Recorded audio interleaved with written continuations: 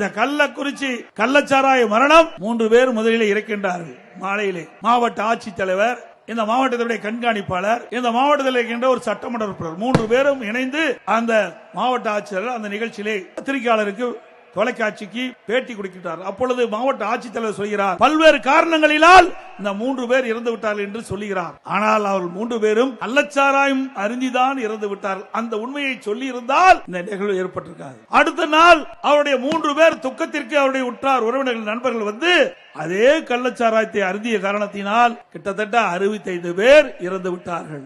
இதற்கு காரணம் இந்த மாவட்ட ஆட்சியாளர்களும் மாவட்ட காவல்துறை கண்காணிப்பாளர், இந்த மாவட்டத்தை சேர்ந்த ஒரு சட்டமன்ற உறுப்பினர். இவர் உண்மையே நடந்த சம்பவத்தை தெரிவிக்கப்பட்டிருந்தால் மக்கள் எச்சரிக்கையோடு இருந்திருப்பார்கள். ஆனால் இந்த ஆட்சிக்கு கெட்ட பெயர் வரக்கூடாது என்று மாவட்ட ஆட்சிகள் தவறான செய்தியை ஊடகத்தின் வாயிலாக பத்திரிகையின் வாயிலாக தெரிவித்ததின் விளைவு இன்றைக்கு 68 பேர் நாம் இழந்து நிற்கின்றோம். இதற்கு முழு பொறுப்பு ஸ்டாலின் அரசாங்கம் தான் ஏற்றுக்கொள்ள வேண்டும்.